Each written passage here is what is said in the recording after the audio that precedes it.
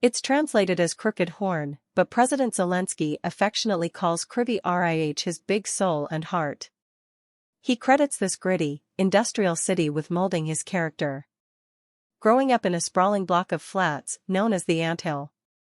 When you stand in front of this towering structure, Volodymyr Zelensky's journey from this setting to wartime leader feels remarkable. "I want the war to end soon," says Vita, who lived near Zelensky's parents. "He's a normal, good guy who fights for people. I just want this war and the sirens to end sooner." But with minimal Ukrainian progress and growing Russian dominance, there is no end in sight, and that's both fueling and being fueled by influential pockets of Western doubters.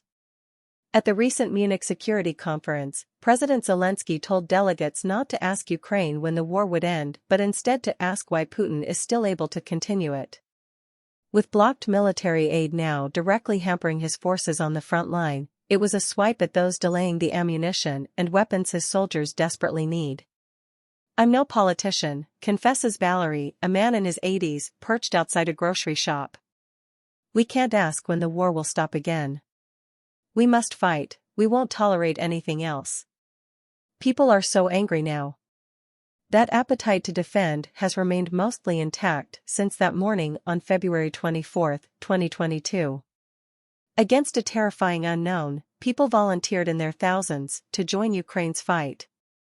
The world's gaze turned to Kiev, from where I was reporting. President Zelensky's profile and popularity went stratospheric as he turned down offers of evacuation and remained in Kiev. "I need ammunition, not a ride," he said in a now iconic quote.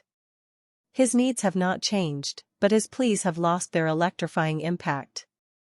Republican doubters in the U.S. are hindering Ukraine's ability to fight by blocking billions of dollars worth of military aid. Kyiv says more frontline troops are dying as a result of weapon shortages and dwindling ammunition. All the while, Russia has remained on a war footing, and its allies North Korea and Iran are supplying more missiles to rain down on Ukrainian cities.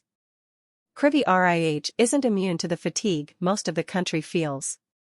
Some have had enough of this war, many men are fearful of being conscripted, and yet they say the conflict is still a fight for survival. The idea of a compromise or concession to Russia is viewed as a defeat. It's existential. In a symptom of the world Ukrainians live in, I now associate playgrounds with death. The last time I saw children play in one was at a school next to my flat in Kiev, before the invasion. Now they are the site of a devastating missile strike, lying abandoned on a front line, or in Brovary, near Kiev, the scene of a helicopter crash. Youthful innocence replaced with body bags and destruction. In Kryvyi Rih, we meet a tearful Yuri as he watches his flat get demolished after a missile strike last year.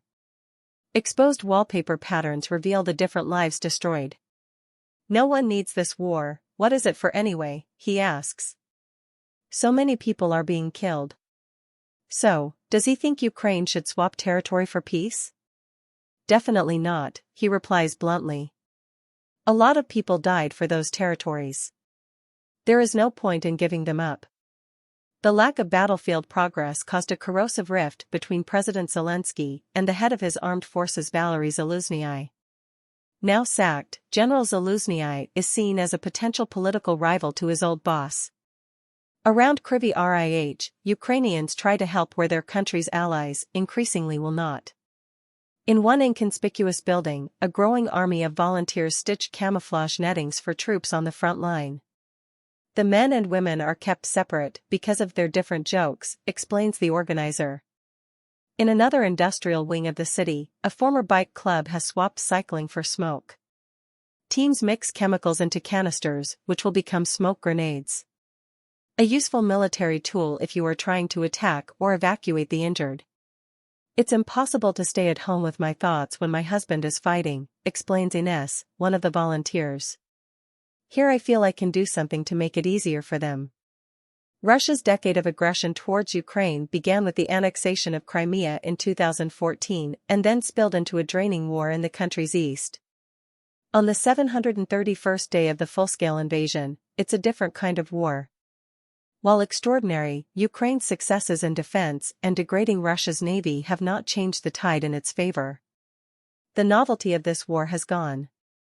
Ukraine, Kryvyi Rih, and its famous son will need to find new reserves of strength and a clever playbook to keep the world engaged.